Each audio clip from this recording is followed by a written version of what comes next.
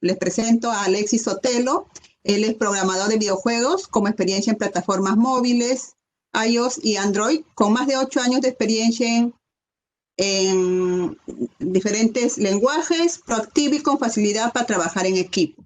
Él ha trabajado en Amazing Games Studio, es actualmente director en el desarrollo de los juegos Robot Sea Monsters, freelance unit developer, desarrollo para proyectos de realidad virtual en HTC Vive, y él ha estudiado en la Universidad Peruana de Ciencias Aplicadas y en Leaf Game Studios, ¿no? Programador en el videojuego para móviles, ¿no? Es bachiller en ciencias en Game Development de Full Sail University, Orlando, Florida. De la computación en la Universidad Peruana de Ciencias Aplicadas, proyectos relevantes, Teddymanía, videojuego 3D multijugador local para PC, finalista en India Prize Youth 2018, Grapple Hero, ¿no? Videojuego móvil para iOS y Android, desarrollador en colaboración para el estudio Planet 8 Entertainment, programador de mecánicas y servicio, utilizando Game Expert, y participó en Perú Game Expo, parte del equipo organizador de la primera exposición de videojuegos peruanos, y participó también en videojuego independiente para móviles, iOS y Android, programador y game designer en Google Play Service y Game Center. Tiene diferentes habilidades como lenguaje de programación, ingeniero de juego, en API, software y lenguajes. Con ustedes, Alexis Sotelo, que nos presenta el tema videojuegos como herramienta para el aprendizaje. Adelante, Alexis. Hola, hola. ¿Me escuchan ahí? Sí se te escucha, Alexis. Hola, Nidia. Ah, ya veo que ya puedo compartir. Excelente. Un segundo. ¿Qué pasó?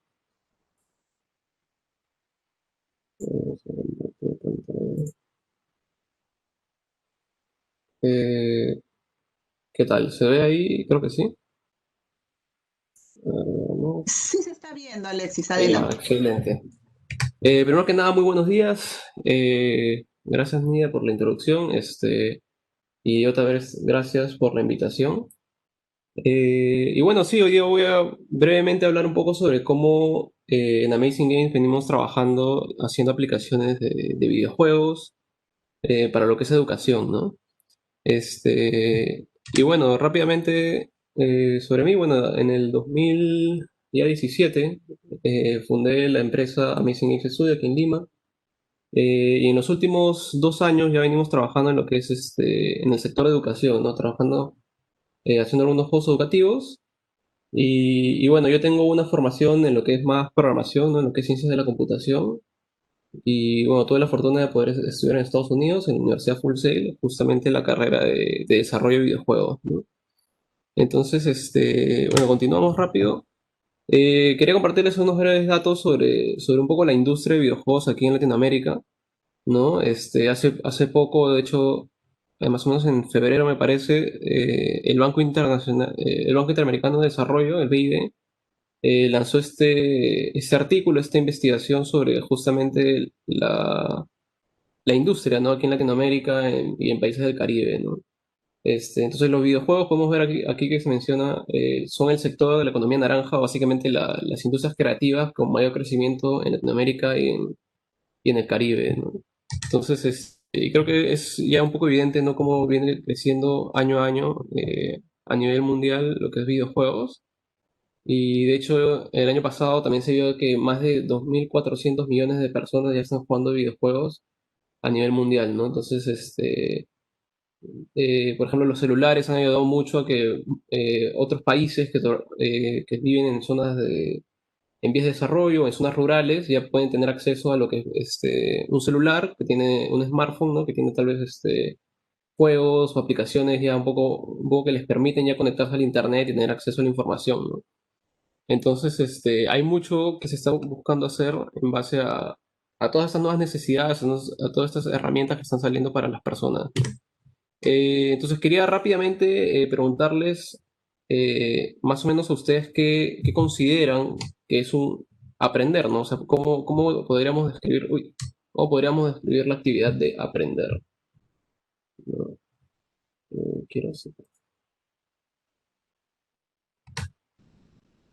no puedo ver el chat porque está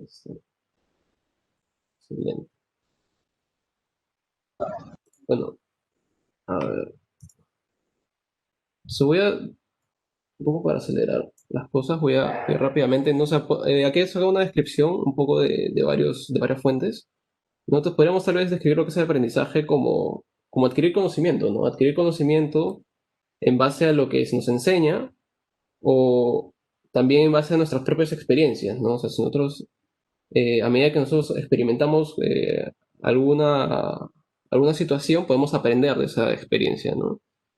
Entonces, los juegos, por ejemplo, el jugar lo podemos ver en varios ámbitos de la vida, ¿no? Por ejemplo, aquí puse una foto de dos leones que están jugando, básicamente. No están peleando necesariamente, sino están jugando. Pero al momento de jugar, ellos también están aprendiendo a cazar, están aprendiendo a defenderse, están aprendiendo a diferentes habilidades motrices, ¿no? Entonces, los animales, por ejemplo, aprenden por medio del juego, ¿no? Y eso también lo podemos ver, por ejemplo, en los niños pequeños, ¿no? Cuando ellos están aprendiendo, jugando, perdón, ellos están aprendiendo un montón de habilidades importantes, ¿no? Entonces, básicamente, eso es el juego, ¿no? El juego es también es una forma de aprender. Cuando nosotros estamos jugando, inherentemente estamos aprendiendo, ¿no? Aquí, por ejemplo, he puesto la imagen de Mario Bros. Cuando está jugando, básicamente empieza a explorar, ¿no? Lo que tiene a su alrededor, golpeas al hongo y te das cuenta que te mata, ¿no? Entonces tienes que volver a probar, ver cómo tienes que pasar, descubres que puedes saltar, entonces vas aprendiendo un montón de cosas acerca del juego y todo es un proceso constante de aprendizaje, ¿no? Eh, pero hay algo muy interesante con los juegos, eh, que justamente los juegos son una actividad que muchas veces nosotros queremos hacer, ¿no? O sea, si tú le das a un niño la opción de entre jugar y ponerse a estudiar, lo más probable es que te diga que quiere jugar, ¿no?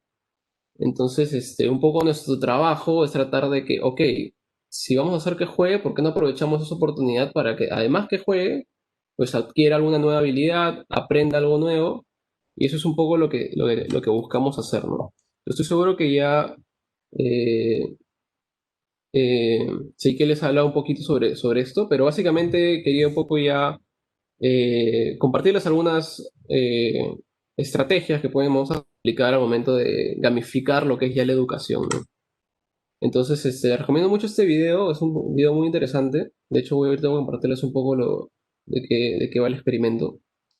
Se hizo un experimento muy interesante por este youtuber bueno, trabajaba en la NASA, y trabajaba en varios lugares, es un ingeniero, donde él puso en una web este juego, ¿no? En este juego, básicamente, si ven ahí, es un carro que está en un laberinto, ¿no? Y la idea es que él hizo este pequeño experimento donde a la mano derecha uno puede utilizar diferentes comandos para programar básicamente que el carro navegue por el laberinto y llegue hasta el final, ¿no? Y lo puso para que sus seguidores lo jueguen. Y lo interesante de esto es que obviamente la excusa, por así decirlo, era que quería ver, demostrar si es que cualquier persona de con cualquier background, ¿no? Pudiese aprender a programar, ¿no? Y si bien es cierto, esto fue muy interesante porque obviamente hubo personas que aprendieron muchísimo y pudieron resolverlo, él hizo un experimento adicional que era, una vez que cuando uno se equivocaba al momento de jugar, él le mostraba este mensaje, ¿no? Le decía, no funcionó lo que hiciste, por favor vuelve a intentarlo. Y a otro grupo de personas, la gente no se daba cuenta de esto, o sea, no podían verlo, simplemente jugaban. A algunos les tocaba el primer mensaje y a otros les tocaba este mensaje, ¿no? O sea, fallaste, pero además de que fallaste, vas a perder puntaje, vas a perder 5 puntos. Vuelve a intentarlo. Entonces, a algunos le había puesto una penalidad y a otros no. Entonces, en este experimento, el resultado que se vio es que las personas a las cuales perdían puntos cada vez que, o sea, eran puntos, o sea, no había ninguna consecuencia más allá de que te quitaban puntos ficticios en una computadora, no había nada, no te iban a bajar, no te iban a dejar sin comer, no sé, o sea, no había nada más allá del hecho de que te quitaban algunos puntos, pero estos eran los resultados, ¿no? Las personas que tenían esa penalidad hicieron más o menos 5 intentos y solo el 50% logró resolver el juego, ¿no? Entonces las personas, por otro lado, que no tenían penalidad, que simplemente se les decía vuelve a intentarlo, ellos sí se quedaron más tiempo, hicieron incluso hasta 12 intentos y casi el 70% logró resolverlo, ¿no? Entonces, de aquí podemos sacar un poco, varias conclusiones, ¿no? O sea, primero que hay un margen importante, ¿no? Que no es algo tan, este, tan, tan efímero como que no tiene importancia, sino que ese pequeño cambio hizo una gran diferencia al momento de que las personas continúen intentando, continúen aprendiendo, ¿no? Entonces, y las personas que tenían la penalidad se frustraron probablemente y dijeron, ya no quiero, ¿no? Entonces, este es un claro ejemplo de un poco gamificar una experiencia, ¿no? Pero aplicar la gamificación en un contexto educativo, ¿no? Entonces, hay algo muy interesante que tienen los juegos, que es la progresión, ¿no? Entonces, aquí podríamos ver en este ejemplo que si nos ponemos a pensar un poco, nuestro sistema educativo, hoy en día, el sistema educativo tradicional, normalmente se te penaliza a ti por equivocarte, ¿no? Si yo tomo un examen y fallo, ya perdí, ¿no? O sea, si tenía un potencial de sacar 20 como nota final, ahora ya perdí esa posibilidad y ya no puedo recuperarla, ¿no? En la mayoría de casos no puedes recuperarla, ¿no? Y tu nota solo empeora, empeora, empeora y no se te motiva de alguna manera a mejorar, ¿no? Simplemente se te penaliza constantemente por equivocarte. Y eso es algo que hoy en día ya se está viendo que no debería ser así, ¿no? Deberías motivar a las personas a que se equivoquen más, porque el equivocarte te va a llevar a la solución más rápido, ¿no? En cambio, algo que podríamos hacer, ¿no? Es cambiar eso, ¿no? O sea, cambiar eso y en vez de penalizar a la gente porque se equivoque, motivarlos a que esa equivocación, ese fallo, te quiera hacer mejorar, te quiera hacer progresar, ¿no? Entonces el progreso motiva a más progreso, ¿no? Entonces, ya se han hecho algunos experimentos de cómo el cambiar eso, simplemente, o sea, en vez de que contemos de abajo, de arriba hacia abajo, contemos de abajo hacia arriba, ¿no? Que se le acumulen puntos a los chicos. Hay varias maneras, no hay una manera como que idónea de hacerlo, pero ya se está probando de que esto es cada vez mejor. Y simplemente recompensar a los niños, a los jóvenes, a los estudiantes, a que a medida que logren esas mejoras, esos puntos, se les recompense, ¿no? Se han hecho, por ejemplo, nosotros hemos trabajado con una empresa, Filament Games, y estábamos viendo de que es real, ¿no? O sea, por ejemplo, cuando un niño, yo voy a dar ejemplos un poco más concretos, pero logra cierto puntaje, se le da una insignia, ¿no? Algo tan simple como un reconocimiento de que ya logró cierto puntaje, cierto logro, entonces eso se le reconoce y las personas pueden ver de que, mira, Pepito es bueno pintando, digamos, ¿no? Entonces, si él ha pintado 5 cuadros, ahora le voy a dar su insignia de que es un pintor. Y él va a tomar eso como algo positivo, ¿no? Entonces lo va a interiorizar y va a decir, ok, soy bueno en esto, esta es una habilidad que yo tengo y que puedo mejorar y que puedo tal vez llevar a otros contextos, ¿no? Entonces el trabajo del profesor ahí es llevarlo al siguiente paso, ¿no? Tal vez, ok, ya sabes pintar, ¿por qué no intentas tal vez, no sé, pintura digital, ¿no? Ilustración digital. Entonces ya le vas dando a él una motivación más de cómo expandir esa habilidad que tiene, ¿no? Entonces se trata un poco de constantemente dar una sensación de progreso y una sensación de que ese progreso obviamente le va a dar una recompensa, ¿no? Es algo que se aplica mucho en los juegos y que se puede aplicar de una manera en la educación también, ¿no? Un ejemplo muy claro de esto, por ejemplo, es en Harry Potter, ¿no? En Harry Potter recuerdo que tenían esto, lo de las casas, y que cada estudiante podía ganar puntos, y no había nada, no había un gran premio detrás, ¿no? Simplemente era el hecho de que tú estabas apoyando a tu equipo, ayudándole a ganar puntos, y que bueno, al final tal vez te daban un pequeño reconocimiento de que eran el equipo con mayor puntos, Pero el equipo que perdía, por así decirlo, tampoco es que perdía gran cosa, o sea, no se le iba a penalizar de ninguna manera, simplemente no tenía un puntaje, o sea, no había ganado, ¿no? Pero de todas maneras, en cierto modo, todos estaban cooperando para mejorar como equipo, como grupo, y eso es una manera súper simple en que se puede ver, y todo el mundo que ha visto Harry Potter, o sea, es algo que hasta el día de hoy la gente se identifica con esa dinámica, ¿no? Y de hecho, alguna vez han participado en la gincana o algo así, también se aplica ese tipo de dinámicas que son súper simples y que de alguna manera promueven el trabajo en equipo, ¿no? Algo muy interesante que también tienen los juegos es lo que es la agencia, que se le llama, ¿no? El agency, que es el poder controlar lo que nosotros hacemos, ¿no? En un juego, yo te pongo en un juego, uno puede hacer básicamente, es dueño de sus acciones, ¿no? Uno tiene control sobre lo que puede hacer. Si yo quiero eh, no sé, matar monstruos, mato monstruos. Si quiero explorar alguna cueva o quiero hacer otra cosa, lo hago, ¿no? Entonces, tienes más control sobre lo que puedes hacer, ¿no? Sin embargo, en los colegios, nosotros solemos controlar a los niños, no solemos decirle, esto es lo que tienes que estudiar y solo puedes estudiar, ¿no? A pesar de que tal vez el niño no sea el mejor en las matemáticas y que no le motiva mucho el hacer matemáticas, pero probablemente es muy bueno en música o tal vez es muy bueno en letras, pero constantemente los ponemos en un contexto de que tienen que hacer las cosas de la manera que uno quiere y no de la manera que ellos quieren, ¿no? Entonces, esa pérdida del control sobre lo que ellos pueden o no pueden hacer genera una gran frustración, ¿no? Entonces, por otro lado, lo que podríamos hacer en los juegos, como mencionaba, uno tiene mucho mayor control sobre lo que hace, ¿no? Entonces, el jugador básicamente elige su propio destino, ¿no?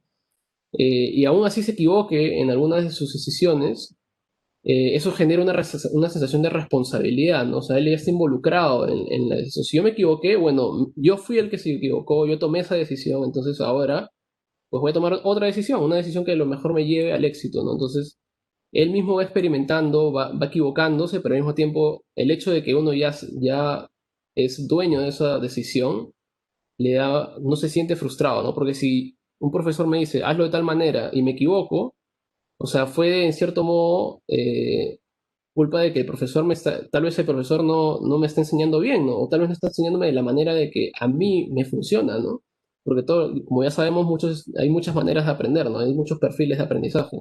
Entonces, en cambio, si uno ya le empieza a dar más autoridad a los niños para que ellos mismos experimenten y vean maneras de que ellos puedan aprender, tal vez algunos aprenden de forma auditiva, otros con video, otros con imagen.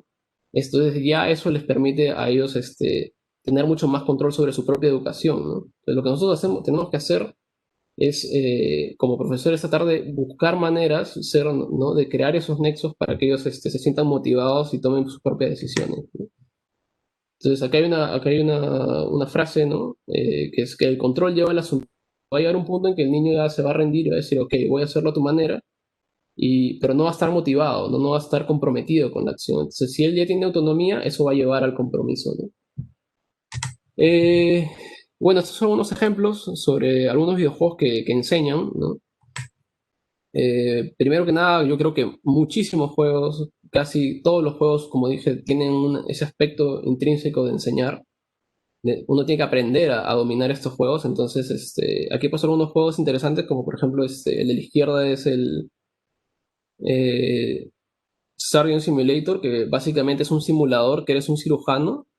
Y si bien es cierto, hay momentos medios cómicos, quiero no estás aprendiendo sobre anatomía, ¿no? Porque estás abriendo un cuerpo humano, estás viendo que tiene costillas, que tiene pulmones, que tiene intestinos, ¿no? Entonces vas aprendiendo y el juego te va mostrando, te va explicando ciertas cosas del cuerpo humano y uno está aprendiendo sobre esto, ¿no? De hecho, hoy en día hay muchos programas de educación en Estados Unidos de medicina que te invitan a jugar este juego y que tienen incluso laboratorios donde juegan esto, porque también hay una versión de realidad virtual, entonces ellos pueden ir, tocar, ver y medir y experimentar por su...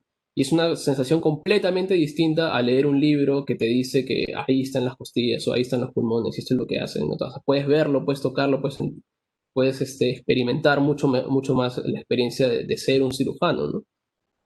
Hay otros juegos, por ejemplo, que si bien es cierto, su objetivo no es enseñarte, absolutamente nada, sino meterte tal vez en un contexto de una historia épica, como puede ser el Assassin's Creed, eh, te pone en un contexto muy interesante. Por ejemplo, el Assassin's Creed Unity básicamente te pone en el contexto de la Revolución Francesa, ¿no? Entonces tú puedes viajar, te transporta al París de 1800, ¿no? Entonces ahí vives la experiencia estás en la Bastilla, estás en Notre Dame, ¿no? Incluso hubo algo muy curioso, ¿no? Que cuando se incendió lo que era Notre Dame, todo el estudio, porque básicamente son equipos grandes que van a estos lugares y que hicieron todo un proceso de investigación, de medir, ¿no? Hablaron con arquitectos para recrear este mundo de forma virtual, ¿no? Entonces, cuando se incendió la Catedral de Notre Dame, el estudio de Ubisoft fue y apoyó no solo monetariamente, sino también dio los planos virtuales de que ellos hicieron para recrear Notre Dame, ¿no? Y eso es lo que se está usando hoy en día también para recrear un poco, para reconstruir la catedral, ¿no? Vamos a ver justamente lo que es este contexto de juegos educativos. Y solo quería terminar simplemente mencionando lo que es, por ejemplo, Minecraft, que es uno de los juegos más icónicos de la década, ¿no? Que hoy en día también se utiliza en países como Finlandia o como Suecia para enseñar a los niños, especialmente a los niños pequeños, un montón de habilidades, incluso sociales, ¿no?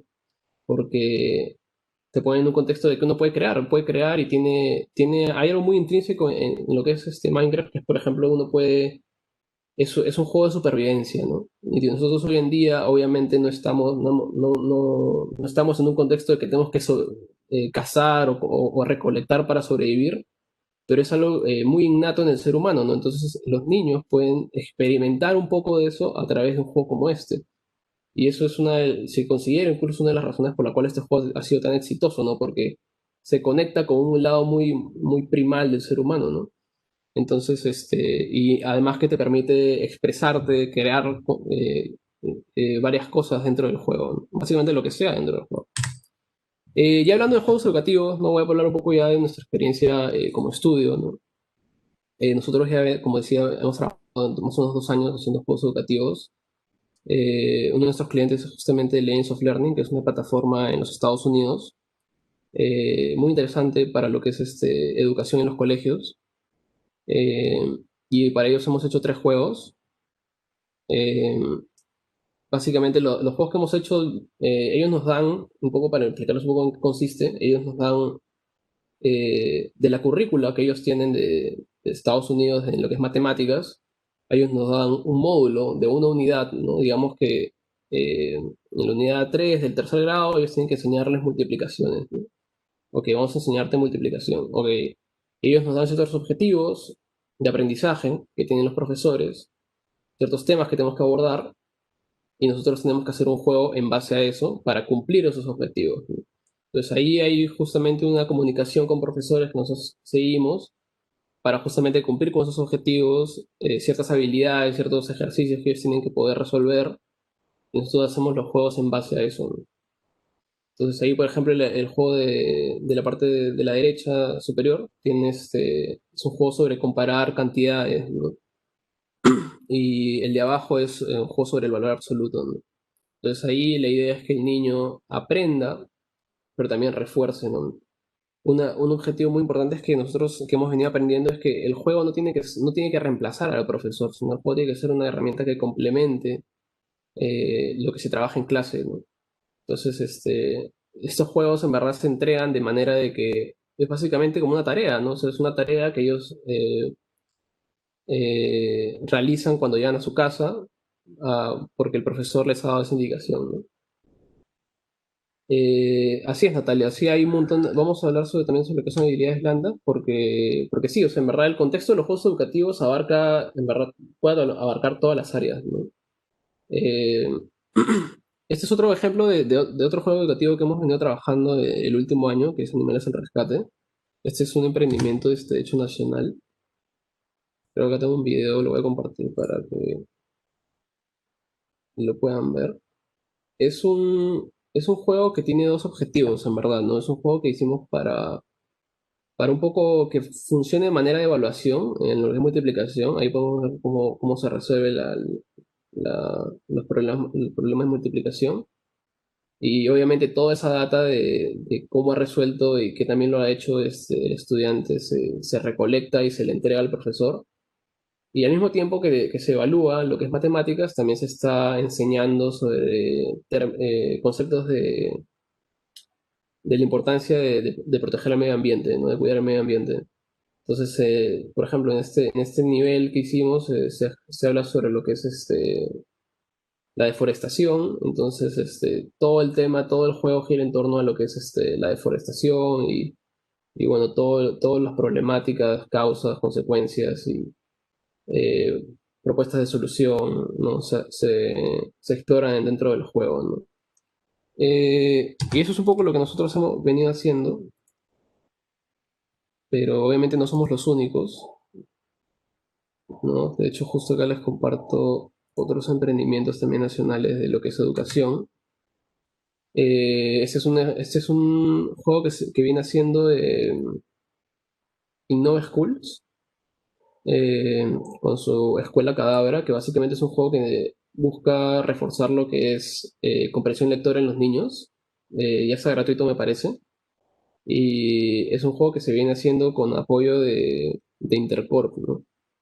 Y el día de ayer hubo un panel también sobre esto, sobre cómo iniciaron el juego, cuáles son los resultados y es un juego muy interesante, ¿no? Que busca justamente reforzar lo que es comprensión lectora en los niños, que es un problema que tenemos aquí en Perú muy fuerte, ¿no?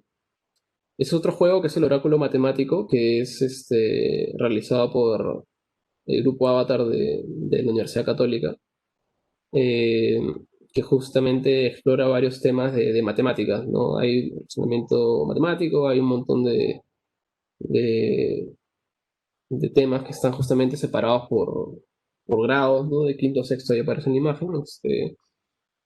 Y es un proyecto también que ha sido apoyado por Fundación Telefónica, ¿no? Y así hay varios ejemplos de juegos educativos actualmente. Actualmente se enfoca mucho en lo que es niños, ¿no? Primaria, secundaria. Pero también hay otros ejemplos de juegos como para preuniversitario, postuniversitario, incluso en el ambiente laboral, ¿no? Y sí, o sea, en verdad los juegos se pueden aplicar a muchos campos, ¿no? No solo es para matemáticas o para ciencias o para letras, sino también se puede aplicar a un montón de contextos, ¿no? Hemos hecho también simuladores que tienen que ver ya con algo más técnico, pero también se puede hacer para reforzar habilidades blandas, como menciono. Estas son un poco las fuentes que les he mencionado y bueno, les dejo mi contacto también para cualquier pregunta, para cualquier consulta. Y sí, en verdad, o sea, hay que... cada necesidad es única, ¿no? Siempre lo primero que nosotros preguntamos siempre es cuál es el objetivo final del juego, ¿no? ¿Se quiere enseñar? ¿Se quiere reforzar? ¿Qué es lo que se está buscando? Recursos libres, ese tipo de juegos. En lo que es Legends of Learning, bueno, uno puede registrarse. Lamentablemente es una plataforma que está pensada para Estados Unidos, entonces todos los juegos están en inglés y no es, o sea, si bien es cierto es gratuito para entrar como profesor y probarlos, eh, justamente me parece que el Ministerio de Educación ha sacado este programa con las tablets y hay nuevos recursos, ya se está queriendo crear un canal de comunicación con el Estado para poder ver soluciones más ya específicas para las necesidades del país, pero actualmente no hay como que un estándar o una plataforma ya hecha para lo que es juegos educativos aquí en Perú, ¿no? Que es algo justamente se quiere buscar, ¿no?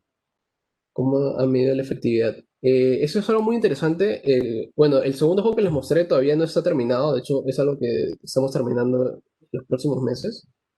Pero los juegos de Lens of Learning, ellos tienen una plataforma que obviamente les da acceso a los profesores para que ellos puedan medir el rendimiento de sus alumnos. Y lamentablemente Lens of Learning no nos da a nosotros como que los números específicos no nos da acceso, pero ellos tienen las métricas de cuánto se juega. Lo que nosotros podemos ver es las métricas de cuánto se está jugando. Los profesores obviamente también reciben el feedback de los alumnos y de otros profesores. Y existe una comunidad de profesores dentro de su plataforma que ellos justamente recomiendan cuáles son los juegos que hay que mejorar. y constantemente hay un proceso de mejora de los juegos, ¿no? Porque uno puede creer que el juego ya está terminado, pero en verdad siempre hay algo que se puede mejorar, ¿no? Eh, Respecto a estudios más amplios sobre qué tan efectivo es relativo, ¿no? Porque se ha visto que hay ciertas áreas donde se mejora más, hay estudios que mencionan sobre ciertos juegos, o sea, lo malo de los estudios es que suelen ser muy específicos sobre una cierta área, ¿no? No es lo mismo decir que en primer grado es tanta efectividad versus en primero y secundaria es otra efectividad, cuando hay muchos factores, ¿no? Lo que sí se ve normalmente a lo largo de todos los juegos educativos es que hay mucho más engagement, ¿no? Hay mucho más involucramiento por parte de los alumnos al momento de aprender o al momento de practicar, ¿no? Eso sí se ve este, constantemente, ¿no? Que sí se ve que los alumnos participan mucho más de los juegos que tal vez haciendo ejercicios o haciendo también otro material, ¿no? Eh, pero aún no se tiene muchas cifras como que generales, porque todavía no se ha hecho una medición de todos los juegos, ¿no? Lo que sí te puedo decir, como te digo, sí hemos podido medir como que la cantidad de tiempo que invierten los niños, ¿no? O sea, nuestros juegos, a pesar de que son relativamente simples, y nosotros apuntamos como 15 minutos de juego cada uno, o sea, vemos que hay más de 100.000 minutos por cada juego, ¿no? A lo largo de más de 100 colegios, ¿no? Entonces, es bien interesante que sí se están jugando estos juegos, ¿no? Bien, muchas gracias Alexis Ujú. por tu ponencia. La verdad que CK nos ha mostrado, ya tenemos claro que la gamificación es una forma de incorporar estrategias de juego que puedan apoyar y motivar el trabajo en el aula, ¿no? Ahora que estamos llevando las clases en forma no presencial, es muy importante tener la atención de nuestros estudiantes y sobre todo que ellos desarrollen su aprendizaje y más si es que usando la tecnología. Entonces, un poco para abrir también, CK, la pregunta es, ¿cómo definir qué herramienta o qué estrategia aplicar si tenemos un público diverso, ¿no? O sea, si bien hemos visto muchas aplicaciones, hay aplicaciones que se pueden descargar y cómo definir esto, ¿no? O sea, por ejemplo, a nivel universidad también tenemos diferentes áreas, ¿no? Y lo que se está usando también y se tiene que aprender a usar mucho son los simuladores. Entonces, tenemos 5 minutitos para poder responder, ¿no? ¿Cómo definir qué estrategias o herramientas usar si tenemos un público diverso, ¿no? Sí, lo primero, es para mí la pregunta, ¿no? No. Sí, Ok, sí, sí, es para lo- los dos, Alexis, pero Alexis ya está respondiendo ya algunas preguntas, por eso es que me ok, centraba en ti, Sergey. Sí. ok, está bien, gracias, Nidia. Sí, lo primero sería conocer el público en lo que une el público. Por ejemplo, si es en un área de recursos humanos, ¿cuál sería, en este caso, perdón, sería ver que son un área dedicada a este tipo de labor. Si es un área de ingenieros, entonces todos comparten habilidades en común. Seremos muy distintos, pero hay que ver qué cosas tienen en común. A partir de eso, ya buscar qué herramientas existen, como la investigación de un estado del arte en cualquier tesis, ¿no? Ver qué cosas ya existen y luego ver cómo las aplicamos juntos. Esos, a grosso modo, yo haría esos tres pasos. Ok, gracias, Sergey. Ujú. Alexis, ¿quisiera aportar algo? O...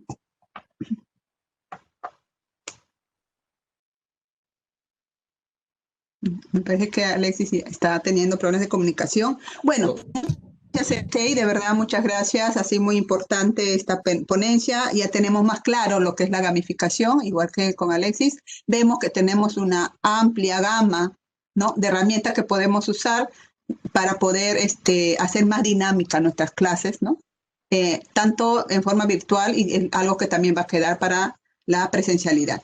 Muchas gracias, CK, muchas gracias, Alexis, por su aporte. Nos despedimos y damos pase a la siguiente ponencia. Adelante, por favor, siguiente moderador. Gracias.